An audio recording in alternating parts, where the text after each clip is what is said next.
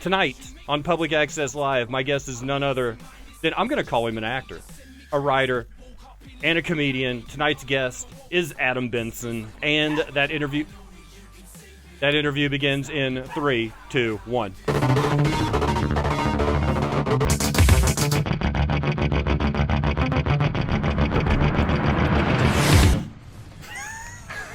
Welcome to Public Access Live. I've never done this before. 30 episodes, I've never introduced it this way. Welcome to Public Access Live. This is your eye into the entertainment scene in Tulsa, Oklahoma, as we bring Tulsa's talent to the world. I can tell you guys are hype. My guest tonight is none other than Adam Benson. I'm going to call you an actor because I've seen you play someone other than Adam Benson. Really? Yes. Who is that? I think I saw you in Talk Show Inc. You were playing someone on a park bench, I think. But it wasn't you. I don't even remember that. Okay, maybe it wasn't you. That was totally probably me, but I don't know. There's a lot of people that look like me. You and Mac Bryan were playing it was you, wasn't it? Probably not. Was it? It wasn't you and Mac Bryan playing like these exorcists? Oh, yeah, no, that was me. See? Were you playing Adam Benson? No, we were playing... Okay, so you're an actor. Yeah, I guess I am an actor. I did it. I became an actor, everybody. Sweet. By the way, no Manchester City tonight because it's international break. So support your nation, please. Let's see. Please say it's related to. This is Doug Benson's second nephew. Don't do it. He'll bite you. I'm serious. He's a cranky dog. He's growling at me. Yes. He's like, dude, It's the slow. He doesn't like the If you move in movement. slow on him, he'll do that. I'm definitely not going to move fast on that dog. Right? I can't explain it. Honestly, he hates love everyone animals. but me. That's fair. That's fair. He's looking at me though. Oh yeah, he he thinks you're trying to attack me when you do that. Yeah, he's protecting you. Yeah, he's between us. Okay. He's strong looking. So, let's start with this. He is adorable, but he's taken ladies. We'll start right there. He's engaged, so enough of that. It is. It's the truth. What the truth? Let's talk about your comedy. Yeah. Where did your path begin? Were you a smart aleck in school? Were you, hey Benson, you should be a comedian? Were you that guy? Good God, no. No. Good God, absolutely not. I was not in any way cool in high school. Like, I think the only people who thought I was funny were like two people, my closest friends. And they were both teachers. Yeah, exactly. Mrs. Cotton, biggest fan. Second grade. No. So what made you want to dive in? I always loved comedy. I was a writer. Like, that was my thing. I always wanted to write, and then I just... Did you take the parlor class? I did. That was it. That was, the funny thing about that is I moved back to Tulsa from Oklahoma City. This is like 3 years ago. And I was like, all right, this is the moment. I'm going to... Were you and Ashlyn in that last Peter group? Or were you a Ryan Green student? She did Peter's class, and then I was a Ryan. Okay. Ryan. Because me and Chris did the class, like the one right before TJ Clark. Yeah. That's the one. Yeah, I remember seeing TJ graduate and perform. We were at the graduation show. Yeah. That's the first time I've ever spent 10 minutes where I couldn't breathe. So funny. I really, everyone had told me about TJ, and I was there to see Ashlyn, so I was like, this is how cool I am. Because I was interested in Ashlyn, so of course I went and sat in the front row. There were only 2 rows. I know, there's only 2 rows. You were either in the front row or the back row of the parlor. parlor. But yeah, you could just I touched the comedian, and then you could sit back down. And so which was a little scary with so many street people walking in on Sunday nights. Right? And it's also scarier when you're sitting here and TJ Clark is standing about 2 feet in front of you, just a slightly elevated. I think he'll be okay with me. When I finally get TJ on this show, I'm gonna have to explain to people. I know you don't know who this is, but every comedian that's been on this show has mentioned this man's name. God. Because everyone's brought up TJ that's been on here. I don't know what it is about TJ besides he's mega. He's hilarious, but he's also probably the nicest person in comedy. So as a writer, do you like his story-telling? Because I hate it. His comedy. Fucking sucks. His comedy is such. It's all story. At OK So. Yeah. The storyteller competition. He is a storyteller. He's a storyteller. he's just one of those guys, and like we talked about this because that's kind of like how I wanted my comedy to be. And then he like came on the scene. And I was like, man, he did it right before I did. Like tell like a long 5-minute story where you can kind of build and build and build synergy. And he's just so good at it. Like he just nails it every time. So you started as a writer. Yeah. You wanted your writing to be impressionably funny. You wanted it to leave a smile on people's face. Yeah. I always liked writing. I always liked storytelling. And so then I took that comedy parlor class. I'm gonna talk shit about so many people. Is that okay? Is that all right? Yeah. I heard most of your viewers are in England. Are you okay if I talk shit at a bunch of people you don't know from Tulsa? So, like, I'm okay with it. Let's do this thing. So I called the comedy parlor, and I saw that they did like sketch writing classes, and I was like, oh, there it is. That's what I want to do. And I got Jason on the call, and he was like, hey, what's up, this is Jason? And I was like, yeah, I'm interested in that sketch class. He's like, yeah, well, we're not hosting that class this month. He's like, why don't you go ahead and take improv instead? It's the same thing. Which it's not. Right. It's not at all. But he's always trying to steer people towards improv. And he did. That's his. It worked. That's his peacock.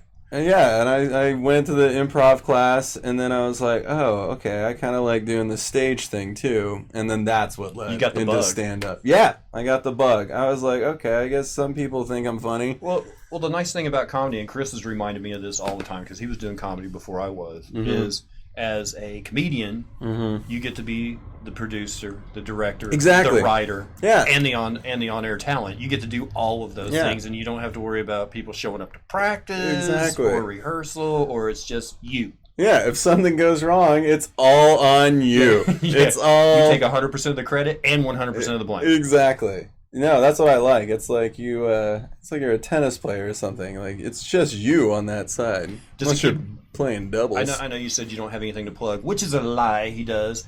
But does comedy keep you busy enough to give you that, that feeling that you get when you get off stage? You're like, oh, I did another show. Yes.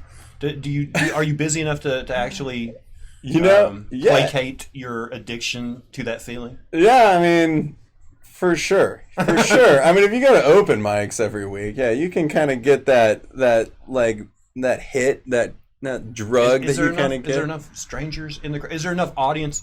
Because I've told this to people, I hate performing in front of other comedians because A, they don't pay attention. They're waiting for their turn on the mic. Of course. And they're just sitting there thinking about their set. So you're playing to crickets and... Yeah, it's not fun. I don't know. That's a hurdle, though. You just kind of like... I don't know. If you can even make one of those comedians laugh who's staring at their phone, it's kind of a win in a weird way. It's like, and then you can take that little piece and be like, all right, I'll use this in a show next time, and let's see how that works. I've seen you do stand-up at shows. And it seems like you have like a little extra ammunition. You know what I mean? It seems like you will be doing a set. Yeah. Something that you rehearsed many times, you're going through the motions, and then you realize, oh, that person's not paying attention, and you'll throw something in that doesn't necessarily have to do with your set just to get them to stop looking at their phone or to giggle a little bit. It seems like you have... I'm going to use this bullet real quick. Pow! Yeah, some of those are rubber bullets, because those... I'm not taking anyone out with them. I mean, they like... I will say this. I do still like. I've tried to like plow through sets, but I get like frustrated a little bit when I'm like, man, how do I get this audience to pay any sort of attention? So you find one weak person. So I'll find the weak, poor human being and just start picking on them, and then the rest of the audience is like, wow, that guy's an asshole.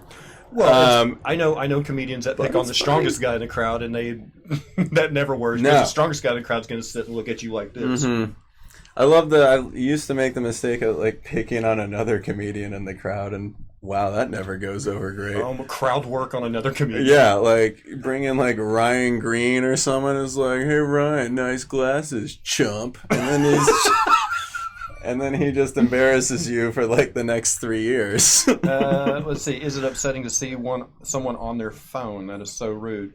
Well, it's not someone. It's a friend of yours. That's what makes it rude. Yeah. It's another comedian who you hang out with that's not paying attention to you. I can't. I mean, is it rude? Sure. But I'm the rude person, too. When I'm waiting for my turn, I'm on my phone. I was on my phone. I'm about to get on my phone right now during this.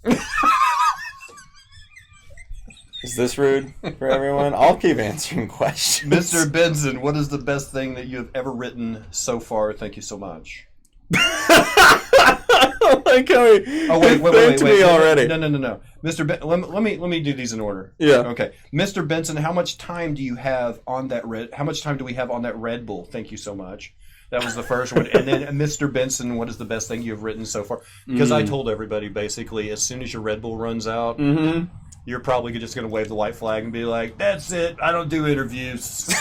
So is that guy really asking, like, how much longer do we have to listen to you? No, finish that Red Bull, damn it. No, they're asking. They're asking what the maximum length of time that we do have with you. No, This person's very kind, as you can tell from the thank you so much. I know. See, I'm so used to people being mean, and like every question just sounds like, get out of here. No, I'm just kidding. The only person they've ever been mean to is no one. They've been kind to. Well, there was one person that when Rick Shaw was here, they called him the Postmaster General. Because all he did was talk about people that he's opened for or other people that have opened for him. Oh, that's awful. Did he really do that? Oh, no. Yeah. That's hilarious. Yeah. He's so humble when I talk to Rick Shaw. I would love to watch that. Are we talking about... Do you know a different Rick Shaw? I guess so. He's really nice to me. He's super nice. But I mean, he does have an impressive resume, and he's not afraid to tell you about it. That's funny. Well, I don't care about his resume. We got plenty. I just love him as a person. To answer that question, we got that much Red Bull left, but don't worry, y'all. I got to tone it down with a little bit of water right afterward because my heart is racing. Did you ever mix? Do a mixed water? I would never do water such and a Red thing. Bull. I ain't crazy. Do you like the Red Bull? Do you like the energy drinks? Isn't there like a certain flavor that they all have? They taste like you know what they taste like? They taste like those clear sweet tarts. You know that candy that you would get and you never wanted? I kind of think of it like juicy fruit gum that's been soaked in cat urine. It's kind of the feeling that most energy drinks give me. Like I said, sweet tarts. And the juicy fruit's right at the top. Yeah. As soon as you drink it, you're like, it's good. And the cat urine's kind of the aftertaste. That you're left with. Well, juicy fruit only has that flavor for what, like 5 seconds, and then it is cat urine. It looks like it. It's everything. Yeah, just spit that out. What would you like to do with your writing? A screenplay? I wrote a screenplay in college. Really? And I took a screenwriting class and everything, and I was like, I took it even as like this is going to be an easy A, and it was. Because like the whole class is like, just finish your screenplay, and I was like, it's done. You're like, hey. So I would just turn in, like they had you turn in the first, the second, and then the third act, and I was just like, I didn't do anything in that class. Who makes the money in a film deal? The guy who writes it, the guy who produces it, the guy who directs it. Who makes the money on a film? The writer, as far as I can tell, gets the money. And, like, he just basically sells his spirit and soul, and then he gives it to a bunch of creators to ruin his vision. And that's it. Like, that's everything I hear about screenwriting is, like, I watched a documentary one time, and this is really why I was like, the only way I would do screenwriting is if I had complete creative control. Because like, the documentary is the most depressing thing in the world for anyone who wanted to be a screenwriter, because everyone's like, if you're good at anything else, just do that instead. Are you good with numbers? To be an accountant. Like, don't get into this. It's soul crushing. Because, like, they'll take your screenplay and then they'll make a movie, and, like, the writers say they'll watch it and they're like, oh, that's a line I wrote. And that's it. Like, they might do that line 3 times in the movie, and they're like, everything else is just whatever they made up on set. That's it. They just take your screenplay and just use it as a loose outline. As a loose outline, and then that's it. And I'm like, well, that told me enough. I was like, and they're like, even, you could write like 20 of these screenplays. The one you hate the most gets picked up and made, and they still destroy it. So I was like, yeah, I'm kind of done with that. To me, like writing, I just want to do like sketches, comedy. Like honestly, I've been taking all the writing and putting it into stand-up now. That's it. That's what happened. For the ladies, he's taken. When I said that, you're engaged to. Can you believe it? You're engaged to another comedian. Another comedian. Do you guys write? It was smart, right? That's a smart thing to do. To marry another comedian. I don't know. I was married before I got into comedy. I've never weighed the option. I can't tell you how many people are like, you guys are doomed. Do you guys write? Well. From other comedians. Yeah, but you can't take advice from people who have never had a successful relationship. That's right. Marsha beat my own drummer. And yeah, exactly. Like, these are all comedians telling me this. Are you currently... Yeah. the guy who has dated every comic in town that was the opposite sex of him. He's like, yeah, it never works. It never works for you. Of course not. For you, homie. Well, because for that particular person, and we're not here to mention Ryan's name, but for that particular person, you know, they have actually told me that their fundamental belief in Tulsa comedy is that no one is as funny as them. So if you date another comedian, you're automatically ascended above them in some mental capacity. You're like, I'm better than you. Yeah. Maybe just at comedy, but you've already established that. Whereas people like me and Adam are damn grateful for the people who have said yes. You gotta be a little grateful, for God's sakes. No, it is funny though. It's like when you go back and forth. Do you guys write together though? At any time? Have you ever thought about maybe a double act? I mean, it's not popular in America, but in Britain, you know, Lucas and Williams, or Saunders and French and Saunders, or Fry and Laurie, or Mitchell and Webb. I mean, the comedy double act is huge in the UK. I didn't really, you know, cooking more. You know, I mean, it just goes on and on. But here, I don't think we've had a comedy double act. Me and Mojo were talking about this last week. I don't think we've had anybody since Dean Martin and Jerry Lewis that was a comedy double act. Well, it just doesn't work here for some reason. Yeah, you got the Sklar brothers. We just saw them recently. The Sklar... Hey, Mojo, Sklar brothers. That counts. Key and Peele. Well, Peele's doing horror movies now. Yep. Just saw that one, too. Yeah, he's got Us coming out. And what was the one he did? I saw that yesterday. You saw Us? I saw Us. Yeah. Oh, my gosh. It looks brutally frightening. I'm not a horror person. I'm not into that genre. It's going to linger. It's gonna linger with you. It's going to take a while to unsee. Yeah, you're going to have to unwind after that one. No, there's not a lot of comedy dual acts. It's hard. I'll tell you that. It's not easy. Each other's jokes. We will. Do you work on material like, hey, what do you think about this? Maybe not for to combine them, but because we have a show that we put on YouTube, and then she'll post it on her channel called Time for Future, and so then we'll try to write together on that, and then I'll run a joke by her.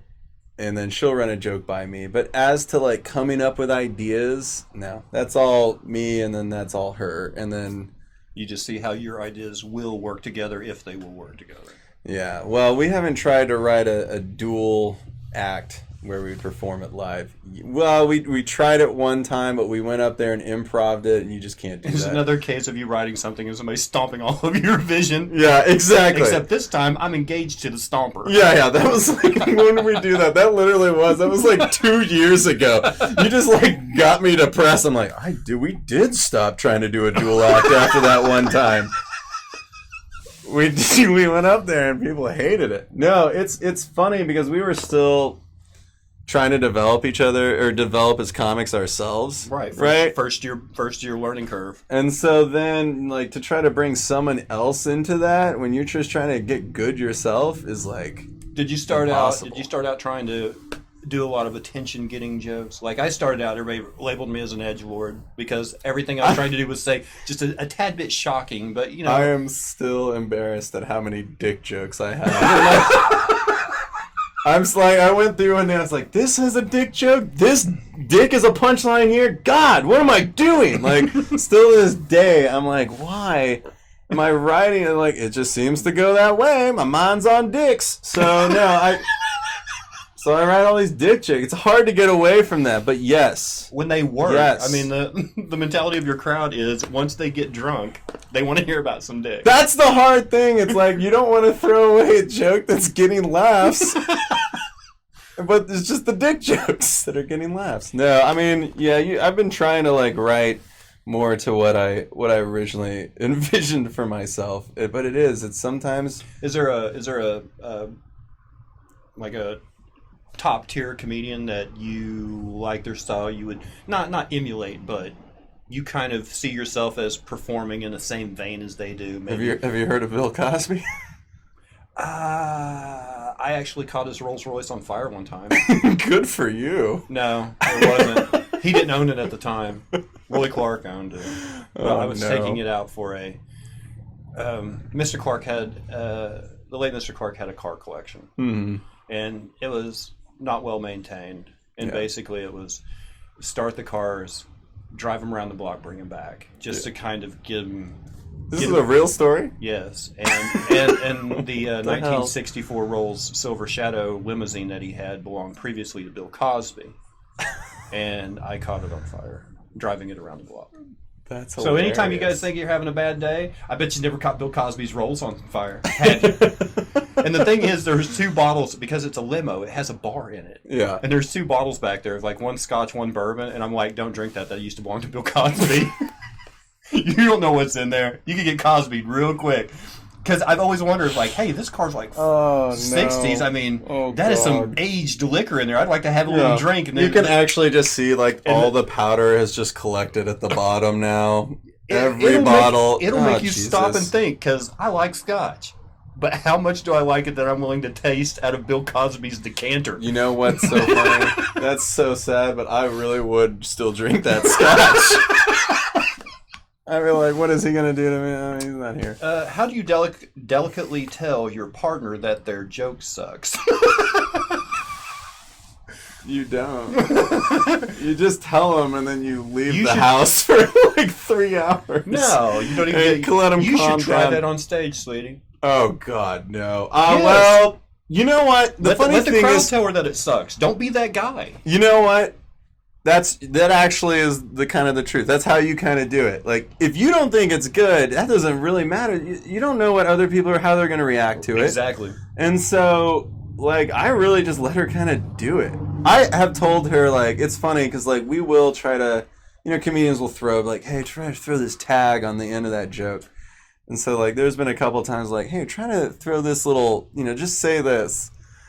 And she'll have her own, her whole bit, and then she'll throw in that one line and it gets nothing. And anytime that happens, there's a couple where she'll just kind of be like, kind of look at me in the audience and be like, oh, didn't you tell her this wasn't going to work? What's wrong with you, Adam? God, we know how awful of a comedian you are. Why did I listen to you? The last show I did, I was losing my voice. It was at Louie's. She was on that show. I forgot most of my sets because I haven't been going through reps on the mic at open mic. I've been doing this show. You know what I mean? Yeah. And I get out there and I do it, and I realize halfway through her set, my only problem that night was I wasn't Mexican and I've never shaved my ass. Because it was like after me was Micah Medina, who got up there and did nothing but talk about being Mexican and shaving his butthole. And then Ashlyn got up there and did a set about being Mexican and shaving her butthole. And I'm like, why? Why do I have to be the white guy in the suit? Why couldn't I be the Mexican guy who shaves his butthole? Could have fit right in. I'm a white guy. I shave my pubes. Did she run that kind of stuff by you first? Like, I'm going to get up there, I'm going to talk about my ethnicity and shaving my bum. Actually, no. I think we are at a point now where she will just freaking do it. Like, she'll be like, I got something new. That's it. And that's it. And it works, because, I'll crack up when I hear it. Was she going to go with that set, or was it because Micah started talking about it, you're like, oh, well, I'm going to jump on that? She was going to go for it. She always likes talking about shaving that butthole. That joke is never going to leave. He still loves you, Ashlyn. I love you, Ashlyn. Grateful for every day. But that, yeah. Mm-hmm. So has there been a lot of crying? Oh, no, I'm sorry. Has there been a lot of crying? Shaved Olay. What? Okay, there's no question mark after that, so it's not really in the form of a question. If they're trying to ask, like, if she shaved and cut herself and cried about it, I'm probably. Wouldn't you? If you cut your butthole trying to shave? So with your 9 hours of work, followed by, I want to be something in the comedy world. Yeah. Do you have time to nerd out on anything? Do you have anything that, like a side hobby that takes you away from your ambitions and your goals and just let you? I've changed them so much. Are you a movie guy, comic book guy, video game guy, anything? I never was a comic book guy. I was not big on video. I do play Smash Brothers. I will play Smash Brothers with anyone at any popular, point. Yeah, I'm looking at the camera like it's a challenge. I'll fucking play you with Smash Brothers. I'm gonna Smash Brothers you so hard. Find me. I'll send my code. I don't know what I'm even talking about when it comes to video games. As a writer, are you like the Patton Oswalt? Are you like the silver screen fiend? Do you love movies? I do love all movies. Types. That was my hobby before. Do you draw from them? Yeah. Oh, I used to draw too. No, I mean inspiration. Yeah, no, he's an artiste. I left that out. Actor, artist. Yeah, comedian, writer. Now I don't really care about movies and television so much. I've really become like, I feel like there's just too much out there. It's so saturated. Like anytime someone's like, you gotta watch, like everyone told me you gotta watch Russian Doll. You gotta watch it. Yeah, it's good. You gotta watch Umbrella Man. You gotta spend an entire weekend binging this show. No, I don't. I don't have a whole weekend. No. I gotta teach my daughter to drive. You know, I don't have that kind of time. It was different. Like when it was just The Sopranos. Like of course it's like watch The Sopranos. There's nothing on television like it. Like no one even knows what I'm talking about. I talked crap on Downton Abbey. Yeah. For the entire time it was on PBS. And then when it made it to Netflix or something, I binged it. Because I didn't want to be hung up on, I got to wait till next week to find out what happens. I wanted a complete series. And then after it was done, it was like, I'll watch it now. And I think me and the wife spent like 2 weeks. Couldn't put it down. Yeah. Like every night come home. Dude. Like, what are you doing? Why are you watching? Come on, you know I haven't seen that episode yet. Come on, turn that off. That's the other thing. Like, I hate most of the show. Like, I'll still go through it, though. Like, once I started it, it's I'm finishing it, probably. Have you seen Sherlock? Yes. Wait, which one? The Benedict Cumberbatch. Benedict? Yeah. Yes. Well that's cast, Ashlyn's. Well written. Well performed. Yeah. Each episode is like a mini movie. They're all like an hour and a half. Yeah. There's only like 4 episodes a year, or 6 episodes a year. They did 4 seasons. But every one is like a miniature movie. It's just so well done. Other than that, I can't think of anything I go back to. Yeah. I'll go after this show. I'll go watch another episode of I've seen them how many times? I don't care. Yeah. It's the only thing on television that I'll go back to. The rest of it's like,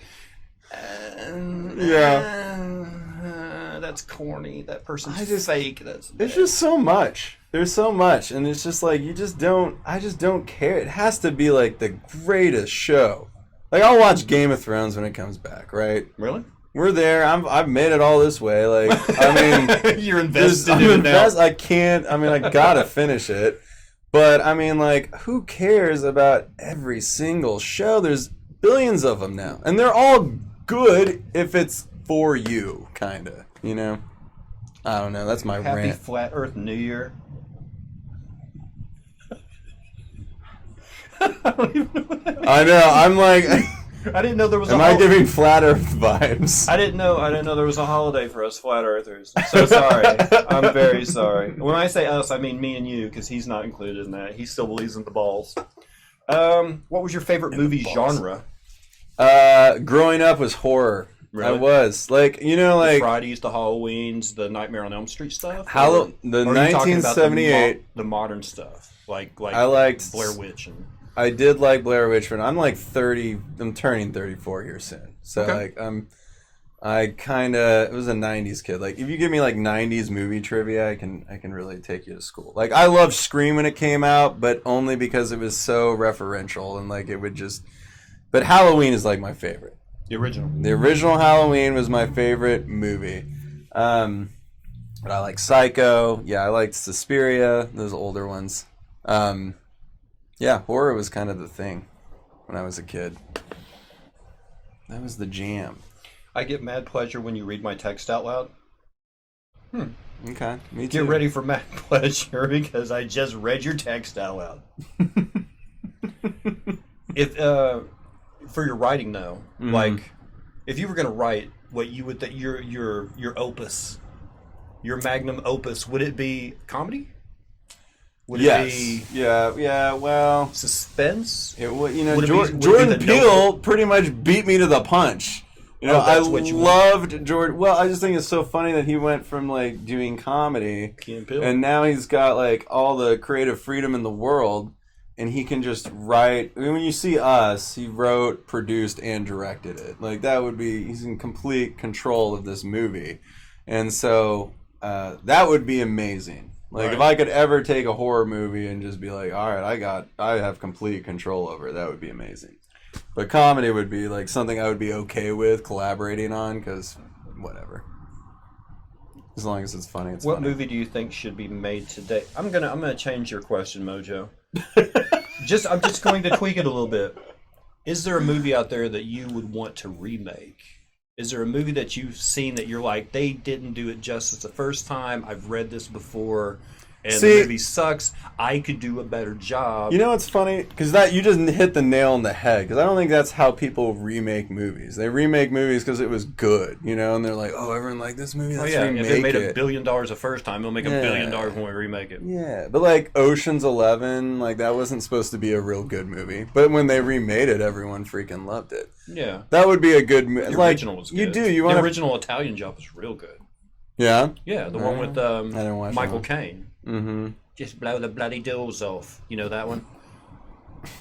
You like my Michael Caine? Blow the bloody doors? Doors. Doors? blow the bloody doors off. My Michael Caine is bad.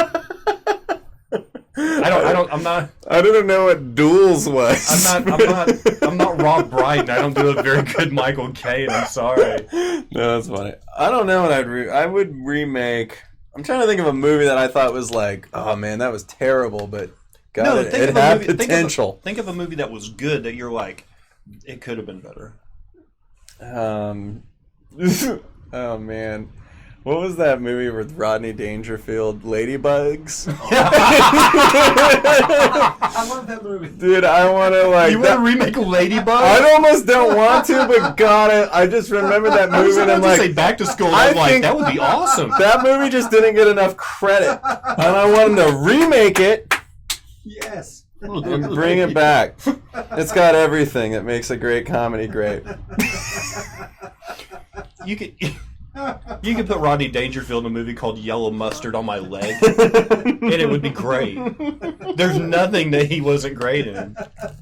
That would be a but good Ladybug? One. Ladybugs. That was brilliant. Oh my god. Bring back some soccer movies. What do you think is super scary? Is it... Okay, let me ask you this. Whenever you see a slasher film where it's basically knife in chest and it's all blood and guts, or is it the hint of violence like in Psycho where it just shows the shower curtain being ripped back, the woman screaming, and blood going down the drain? Yeah. Which one is scarier to you? Psycho, to me. The hint of violence rather than the actual act? It is the Blair Witch Project thing. You know, you don't know what it is, but it's around you. I think it really is kind of still the unknown. That's what I always like. Because 80s and 90s films, it was like dismemberment and entrails, and it was like, ugh. It was gore rather than horror to me. Yeah. I don't think there's really anything like, I mean, like, you don't get scared at your house necessarily when you're alone watching something awful. Like, I mean, not like, let's say, like, something real, like seeing something awful happen. That is not necessarily what brings fear. It's when you're alone in your house when you're like, I don't know what's happening. You know, I hear something. Yeah. You know, I thought I saw something, but I'm not sure what it was. That's what conjures up fear. So, like, to me, anything that's like you don't know what's happening, but it's happening around you and you can't escape. I think that to me is also scary. The element of there's no escape. When you're just like, there's no hope. I'm stuck. Could you write that? Yeah, I got ideas. There's story ideas. I don't want to reveal it. No, I mean, but can you translate the things that you think are scary onto a page to? Because as a writer, I'm not at that level. It takes a lot for me to translate what I think is funny into words to make other people laugh. Yeah, no, I think film to me is like all. It's moving pictures. That's what it's supposed to be, right? So you're just looking at a picture, and movies are so crazy now, but you're really just looking at a picture and watching objects and things move within that picture, right? So, like, if you create a scene that's going to scare somebody, you can have like a still image. It could just be a portrait of like someone's grandmother, and just watch like the eyes shift real quick or something, right? It's taking a still image and changing it and making it feel abnormal, and it kind of gives you that chill. Have you watched the Neil Patrick Harris series of Unfortunate Events on Netflix? I watched like maybe the first episode. Okay. Yeah. Is there ever? I liked it. Is there ever a point that gets so uncomfortable because you're like, okay, finally something good is going to happen to these children, and it never does? You know what I mean? Those are Ashlyn's favorite books. I didn't read them. I don't know anything really about it. But okay. The Baudelaire children. The funny thing is, like, when I knew that movie was made with Jim Carrey, and then I never saw that movie. That was based on the first 3 books. There was like 13 books. Yeah, and Netflix has actually divided each book into 2 episodes. Yeah. So it's a lot more. Yeah. A lot more content. So, but when I watched that first episode, I realized I was like, oh, this guy's a bad guy? I really didn't know. I thought he was like just an old grumpy Scrooge that was really nice to kids. Neil Patrick Harris makes him a lot more comical, but yeah, he's a bad guy. Like in the first episode, like he hits a kid, and I'm like, what the is that? Yeah. Klaus Baudelaire gets one right across the chops. For not cooking the proper dinner. Oh my God. What is the worst movie you remember watching? What made it so awful, and could you make it worse? Yes, man. Independence Day 2. I hate sequels. Good God, that movie was so bad. And it was the same dude. It was the same Gore Verbinski, I think. Your favorite, when you make a movie, you have budget, you have everything. Mm-hmm. Is there a single frame of CGI in it, or do you want something more organic? Oh, I want it all organic at this point. Yeah. I would not want to make a movie. No, I don't want to. I really would avoid CGI. And that's another thing. You put CGI in a horror movie, you lost me. You lost me, man. You can always tell when it's CGI. I don't care how good CGI gets. People are too smart. And you've seen too many real people in your life to like. You can tell the difference when they've made Michael Douglas look 20 years younger. Okay, I mean you can tell. I don't know. There's nothing scary like it. What was it? Stephen King? Yeah, the newest one. Yeah. Like anytime they did anything where the clown looked too goofy, I was like, what in the fuck? My problem is, I don't think horror movies are generally scary anymore. I mean, there is something about The Shining that honestly you won't sleep right that night. Sure. And there's not a bit of CGI. There's not a bit of overplaying the blood and gore. Yeah. But it is frightening. You know what I mean? Yeah. Like, I don't think there's anything like that in today's genre. They take the shortcuts. It's like, oh, we want to make a horror movie. All right, we're going to show knife into chest. Mm-hmm. It's like, that's not horror. Yeah. That's gore. It's just money. They just want all the money off the shortcuts. Yeah. So where did you go on your mission? You look like a Mormon.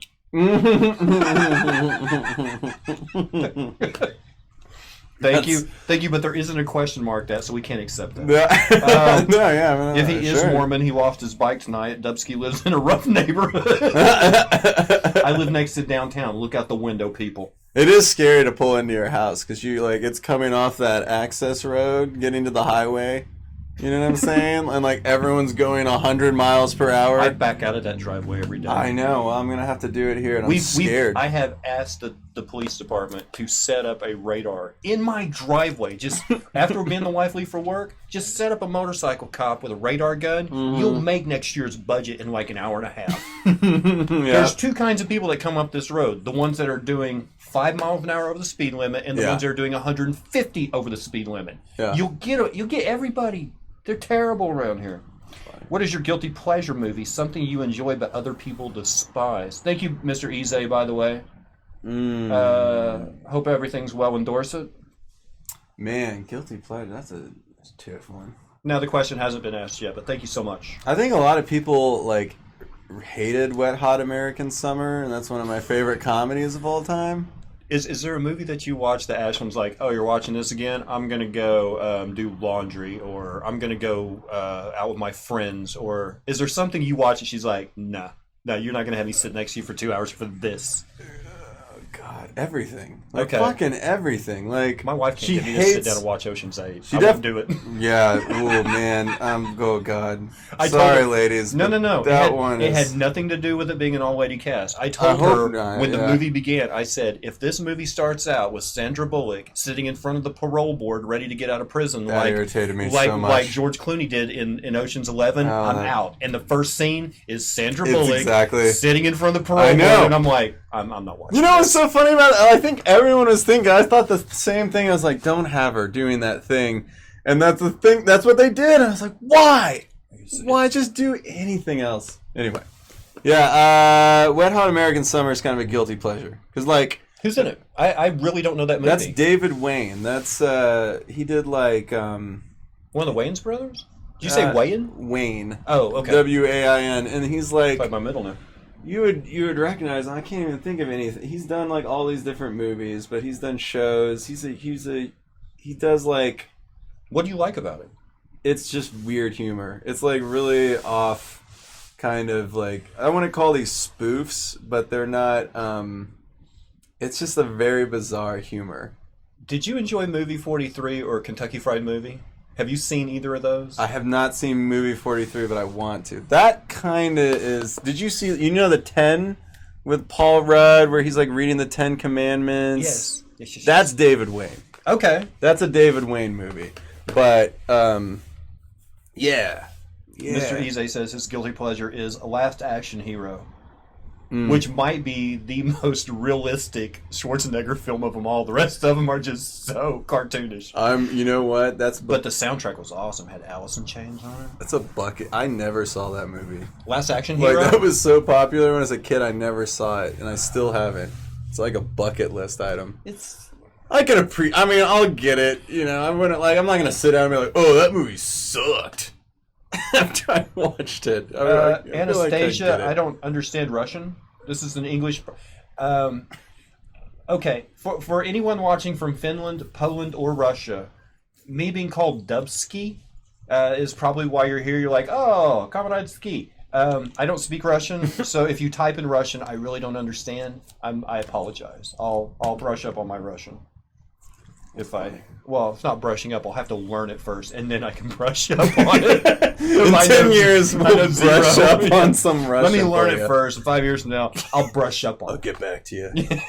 When the brushing happens. Did you like Role Models? Ooh, yes! I loved Role Models. I did love Role Models. That is David Wayne. That is more of a class. I think that was like him doing like more of a traditional movie. But I thought it still worked. They had some... You're 34. Were you caught up in the... Did you get into all the Angry Teen movies? I mean, were you already out of college? Like 10 Things I Hate About You, or American Pie, or was that behind you? No, I was in high school. Okay. But I was seeing all those movies, like Cruel Intentions, which for the record they re-released at the theater for some reason. And when I saw Us last night, they were playing Cruel Intentions. The original. Sarah Michelle Gellar and Ryan Phillippe. Just decided let's bring it back to the theater for some reason. What theater? It was at AMC. And I looked it up as like the 15th anniversary year, but I was like 15 years, and we're like, we really need to bring this one back. People have forgotten, and we need to remind them of Cruel Intentions. Okay, movies that came out in 2009, and we could do a 10th anniversary release. That's a good remake. I would remake Cruel Intentions. I'd remake that as a comedy or as is. Oh yeah, it could be a drama. Well, because they already did. I mean, not another teen movie has parts of it are aimed at the Cruel Intentions. Oh God. Anyway, yeah, I remember all those teen movies. I was embarrassing. I mean, Idle Hands, American Pie, Cruel Intentions, She's All That. Oh God. You know, worse than the movies themselves were the soundtracks. They were just. Yeah. I can hear music from it now. Check it out now. Well, not Funk Soul Okay, Brother. now Fatboy Slim I can get into, but I'm talking like do that one at karaoke. 7 minutes of the same. I'm talking like Dashboard Confessionals, screaming infidelities. Dude, it's no, like every time I hear that song, I'm like, that's an Angry Teen movie. No, I didn't do that. I was in college when I kind of I heard about Dashboard Confessional. I was a Nirvana kid. Cool. I Okay. was That's like, fair enough. I got into music. I was like in a rock band in high school. Like I got into music pretty early, so I liked Rancid and Nirvana and like I don't know shit like that growing up. Anastasia, I'm having trouble reading Russian, but thank you for the heart emotes. Appreciate you. English. Okay. Let's see. It is Mr. Easy. It is a cheesy movie, but it is so good. Yeah, he's talking about Last Action Hero. For the record, this is amazingly fun. This is so easy. And this is not what I thought this was. Okay, we call this an interview because people understand that verbiage. Yeah. You're not really interviewing for anything. It's just a conversation. I seriously, all day I was like, he's going to have me play video games. No. I'm going to be on there's only Twitch. There's only one person that actually said they were going to hijack my stream and take over my computer and play. And when they came here, they didn't. Nice. Mainly because all my games don't have orcs and elves in them. Sorry, Ryan. Didn't we say we were going to bust people on this show? We're going to... Yeah, we can bust some balls. Okay. Just a few. One or two. Did you collect any action figures as a child? Ninja Turtles. Ninja Turtles. I have all of them. I was because I still am scarred by it because I had a garage sale and I was like, I want to sell them all. And till this day, I'm like, whatever. I had so many. I had all the pieces. It was the biggest regret of my life. I wish I kept them. I grew up on Star Wars.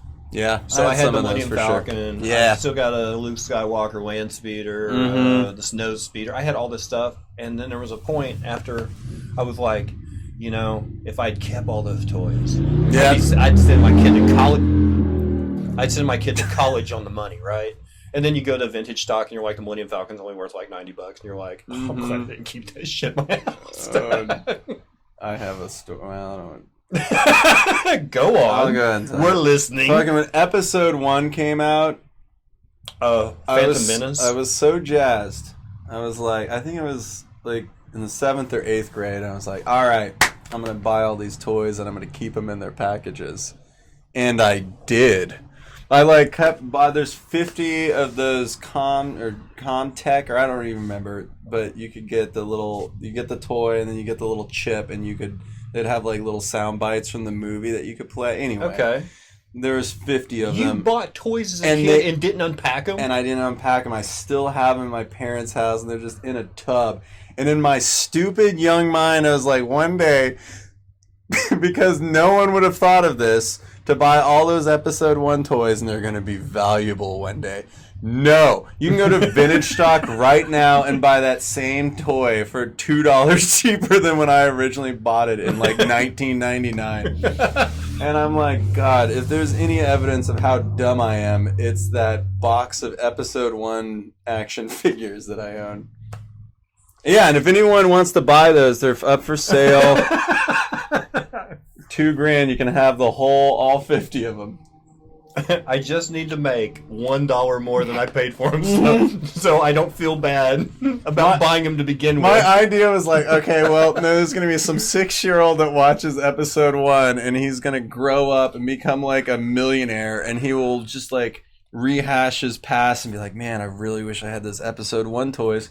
The 1977 episode 4 inspired so many people, right? Mm-hmm. I mean, a genre, Yeah. a generation. It Yeah. inspired me. I don't know a single person that went back and go, you know which one inspired me? Episode 1. Episode 1. I lived my life based on episode. No one I did. wouldn't be a NASCAR driver if I hadn't seen that pod race scene. If I hadn't seen Sebulba get it. So episode 1 only inspired NASCAR drivers. Yeah, exactly. That's you it. That's it. Which Ninja Turtle was your best one, and which was the worst? That is the funniest, dude. I feel like that person doesn't know what a Ninja Turtle is. Like, which one was my favorite?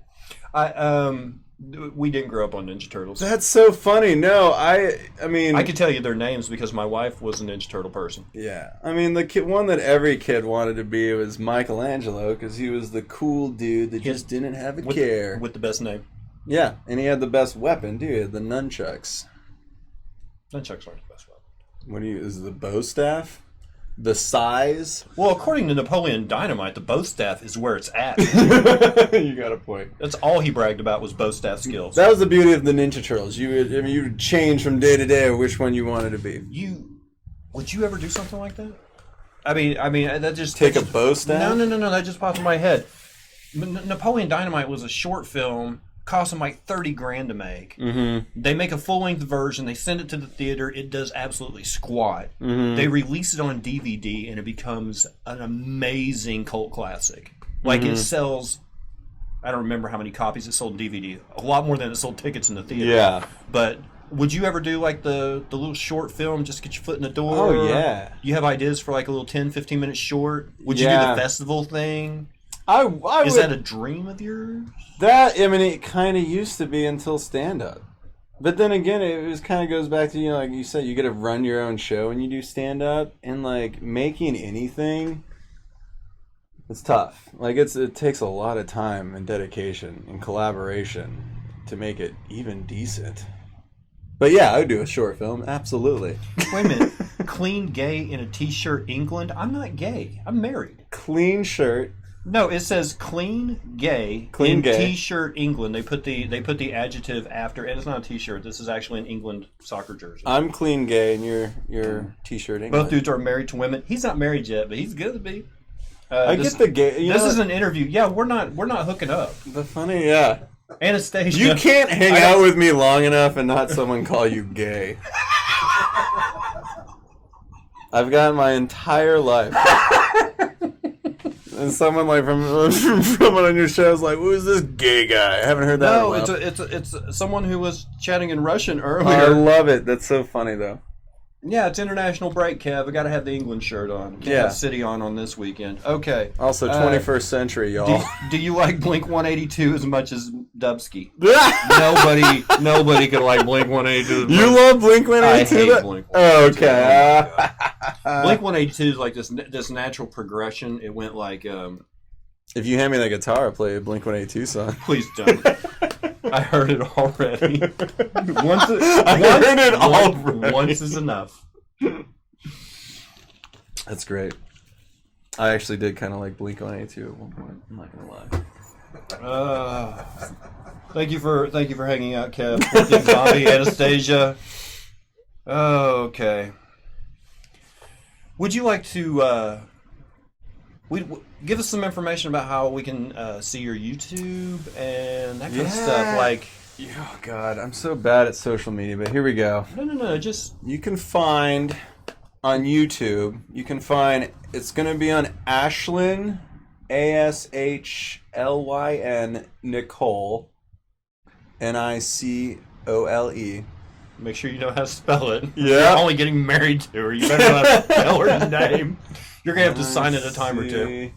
Yeah. No, you can follow. You can find her channel, and you're gonna find our Showtime for Future. You can just find me on Facebook, man. So you guys don't have a channel just for that project? It's on her channel. Right now, it's still on her channel because she used to have a YouTube channel, and we're still building it up. So you can search it. You can. I think there is a channel, and it's called The Time To. It's Time for Future. Time for Future. 00. If you search that on YouTube, you'll find a channel. Okay. Yeah, it's there. And we'll be posting that, and you can find us on Instagram. Mine is at Adam G Benz with a Z, and we'll post all that shit. Not pretentious at all. Don't even. Not even. Don't even. That's not pretentious at all. Don't even. They have Benz. Benz. Stage name. Sad. Is that what I look like on camera? Look how slouched and weird I look.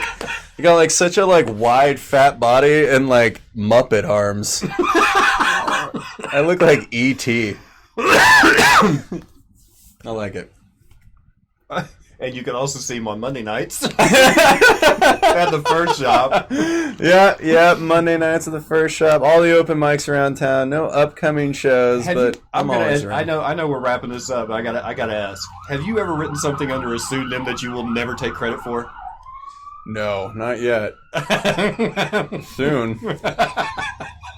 I'm not gonna put my name on anything that I write until it gets good.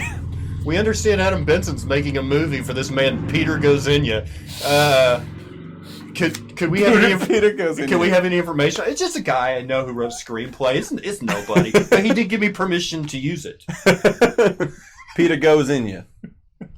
That's for my Russian friends out there. Oh, It's I like Peter that. goes in ya. Peter goes in you. That was the worst Russian accent I think ever done on this. That was. I think I had a little bit of a in it too, like a little Spanish Russian. I can't do an accent to save my life. You, My life. my life. My life. I can do a Georgia Peach. Were you there that night that Mac Bryant was supposed to do like a accent, and she ended up doing like 4 or 5 different accents? No, she but couldn't stay in character. Oh, I believe it though. She can't She do was an just accent. jumping around. It started out as Southern Belle and might have worked. It was a. I don't know. That was over at Ben Sissick's house when we were doing the laundry room show. She would change. I did improv with Mac Bryan, and she would change voices through every sketch. It was great. Oh, you're right, Mojo. We didn't get into food porn. Food porn. Every episode we talk about food. I'll It just talk about happens organically, but this time it didn't. No, that's all right. I like steak. You an adventure seater? Yeah, yeah. Do Yeah, you, no, do you I'll like eat. flavor, India food, Thai, or do you like Yeah. stick to Blue Plate Diner stuff? or No, what? no, I'll eat anything. I'm allergic to some shellfish. Okay. That's Other- about it. Other than that, feed it to me. I don't care if it's a bug, dude. I'll eat it. Oh no, they aren't gay, not at all. Hey, you saw the dog, right? No, the dog's not proof. Never mind. No. Never mind. No. But we are gonna fuck after this, right? That's what you promised me. That's the put your phone down moment. That's what I'm talking about. He's Adam Benson the whole time he's doing his stand up, and then all of a sudden he's like, I'm tired of nobody paying attention to me. And then he uses a line like that when he does his stand up, and you're just like, what did that guy say? Anyone like sucking dick? Everyone still alive out there? Hey, well, that's my time. Adam That's Benson, a good closer. Anyone like sucking dick? Well, that's my time. Adam Benson, thank you so much for being here. Thank you for having We'll me. be right back with some Escape from Tarkov. We're done.